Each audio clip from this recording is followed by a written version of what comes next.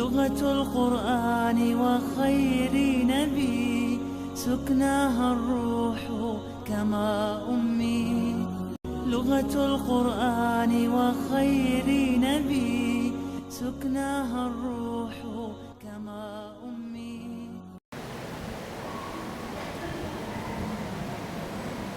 Bismillahirrahmanirrahim. Assalamualaikum warahmatullahi wabarakatuh. Alhamdulillah hamdan katsiran kamalan. Asyhadu an la ilaha illallah wahdahu la syarika lah iqraran bi rububiyyatihi wa iqraran bi jahadihi wa kafar. Allahumma salli wa sallim wa barik ala sayyidina Muhammad wa ala ali sayyidina Muhammad salatan wa salaman daimain mutalazimin ila yaumiddin. Amma ba'du fa ya ibadallah, jamaah tablighah di jalan Allah. Alhamdulillah, mari kita mengucapkan rasa syukur kepada Allah Subhanahu wa taala atas inayah, perhatian dan karunia di mana malam ini dan insyaallah terus kita bersemangat menjalani malam-malam Ramadan, dan masih terus kita membutuhkan petunjuk-petunjuk yang banyak dan jalan-jalan yang banyak untuk mendapatkan kemuliaan Ramadan ini.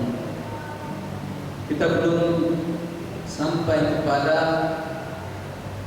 titik-titik tertinggi daripada amalan-amalan di bulan suci Ramadan, di mana insya Allah pada akhir Ramadan akan menjadi anjuran pada kita semua untuk lebih kuat lagi, di mana diriwayatkan bahwa Rasulullah SAW di akhir bulan Ramadan ahyan lail wa ayyakadha ahlam. Rasul SAW itu menghidupkan malam dan membangunkan keluarganya. Insya Allah yang menjadi hal yang sangat penting bagi kita adalah terus mengisi bulan suci Ramadan ini siang dan malam dengan pintu-pintu kebaikan yang begitu banyak. Seorang sahabat bernama Mu'adz bin Jabal berjumpa dengan Rasulullah SAW dan beliau menanyakan beberapa banyak hal tentang kebajikan-kebajikan. Kemudian Rasulullah SAW menjawab, "Ala adulluka ala abwabil khair? Tidakkah aku tunjukkan padamu pintu-pintunya, yaitu pintu-pintu kebaikan?" Qala bala ya Rasulullah, tentu ya Rasulullah. As-sawm junnatun, puasa itu adalah perisai. Jadi pintu kebaikan yang pertama adalah as-sawm junnatun. Puasa itu adalah perisai. Tentu kita sudah sangat memahami bagaimana fungsi perisai itu, di mana puasa ini adalah merupakan pencegah dari berbagai kecenderungan keburukan, baik yang disebabkan oleh syahwat makanan ataupun syahwat biologis.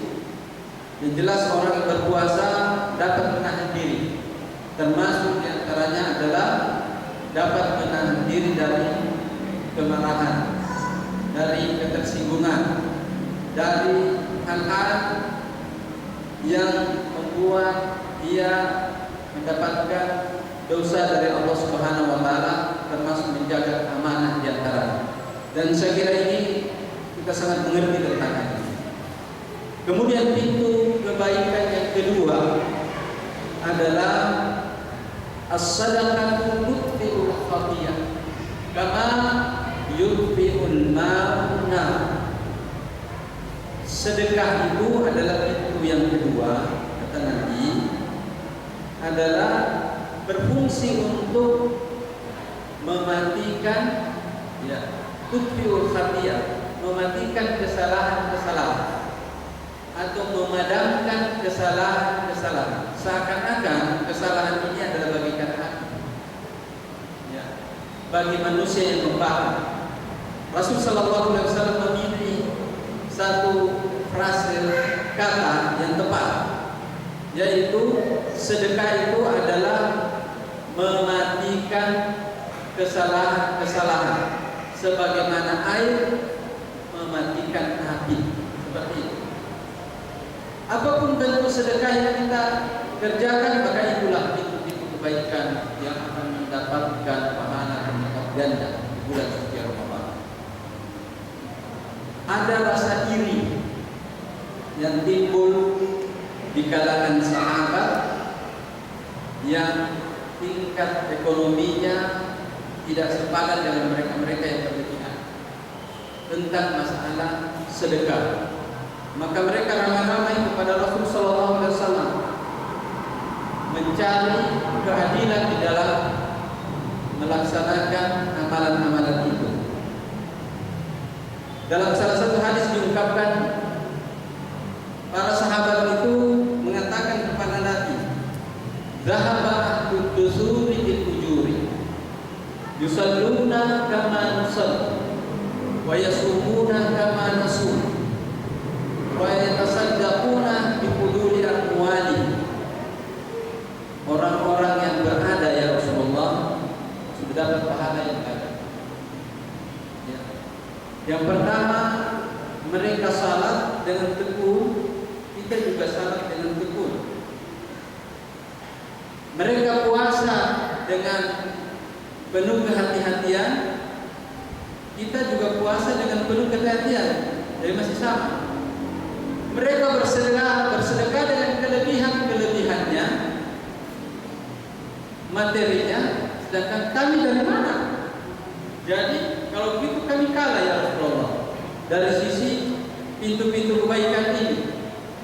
Maka Rasulullah SAW bersabda, "Awala yaj'alullah lakum ma tasaddaqun, fa inna likulli tasbihatin sadaqah, wa bi kulli tahlilatin sadaqah, wa bi kulli takbiratin sadaqah, wa fi bud'i ahadikum sadaqah." Tidakkah Allah membukakan pintu-pintu sedekah yang begitu luas, tidak mesti dengan materi.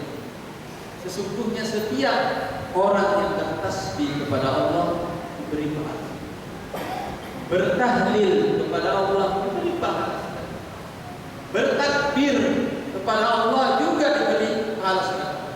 Bahkan seorang suami mendatangi keluarganya di malam hari diberi pahala sedekah oleh Allah Subhanahu wa taala. Maka dalam hadis lain dikatakan, "Wa tu'inu rajula fi ma idabatihi wa tahmilu 'alaiha sadaqah." Engkau membantu seseorang menaikkan barangnya di kendaraannya, maka itu berpahala. Artinya, pintu-pintu sedekah yang merupakan pintu-pintu kebajikan ini adalah luas, tidak mesti dengan materi. Yang penting seseorang itu ikhlas, dan sedekah itu tidak mesti dengan harta yang banyak. Dengan sedikit saja, maka pahalanya besar di sisi Allah Subhanahu wa taala. Rasul sallallahu alaihi wasallam pernah bersabda, "Ittaqullaha walau bisyiqqi tamratin." Bertakwalah kepada Allah walaupun hanya dengan sebiji kurma. Ya. Luar biasa. Sebiji kurma. Orang Arab pada standar pada masa zaman itu kalau bersedekah dan sebagainya semuanya bisa, semuanya mampu, karena makanan sehari-harinya adalah kurma.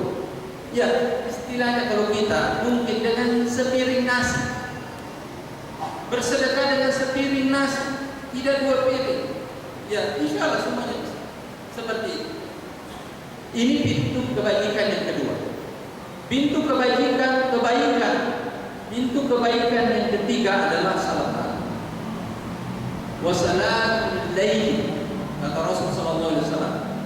Kemudian Nabi membaca ayat, "Tatajafa junubuhum 'anil madaji yad'una rabbahum khaufan wa tam'an wa mimma razaqnahum yunfiqun. Fala ta'lamu nafsun ma ukhfiya lahum min qurrati a'yunin jazaa'an bima kanu ya'malun." Seseorang itu salat malam meninggalkan tempat tidurnya beribadah kepada Allah, memohon kemuliaan di sisi Allah Subhanahu wa taala. Fala ta'lamu nafsun ma ukhfiya lahum min qurrati a'yun. Tidak ada satupun orang mengetahui apa yang baik akan datang pada dirinya besok hari. Ya. Dari kebaikan-kebaikan, dari rezeki Allah. Maka di saat seseorang itu baik dan munajat, berdoa kepada Allah, insya Allah Allah akan mudahkan semuanya. Dan dalam salah satu riwayat bahwa Nabi SAW itu menutup pintu-pintu kamar keluarganya. Bahkan Ali bin Abi Thalib radhiyallahu ta'ala dengan Fatimah diketuk pintunya. Ya Ali, ya Fatimah, ala tusalliyan? Mengapa kalian belum salat malam? Ya. Naam ya Rasulullah. Ya tentu ya Rasulullah, kami akan salat malam. Kemudian Rasul juga sedikit menghibur, ya, bukan menyindir, menghibur sahabat-sahabatnya yang kelihatannya agak malas-malas salat malam. Tersebut Abdullah bin Umar bin Khattab radhiyallahu ta'ala. Saat itu belum lancar salat malamnya. Kemudian Rasul bersabda, "Ni'mar rajulu Abdullah, law kana yusalli min al-lail." Alangkah baiknya itu Abdullah seandainya ia suka salat malam. Ya. Kemudian setelah Abdullah mendengarkan hal itu, lalu Abdullah melazimkan dirinya untuk melakukan salat malam. Maka sekali lagi berjumpa dengan Rasul, Rasulullah mengatakan kepada dirinya, "Ya Abdullah, la takun mislu fulan kana yusalli lail fataraka." Hai Abdullah, jangan kamu seperti si fulan. Dulu itu dia suka salat malam, kemudian dia tinggalkan. Inilah pintu-pintu kebaikan yang harus banyak di bulan suci Ramadan, agar kita dapat menuai kebaikan di sisi Allah. Dan Ramadan ini adalah datang untuk membawa seluruh kebaikan manusia untuk dihadirkan di hadapan Allah Subhanahu wa taala.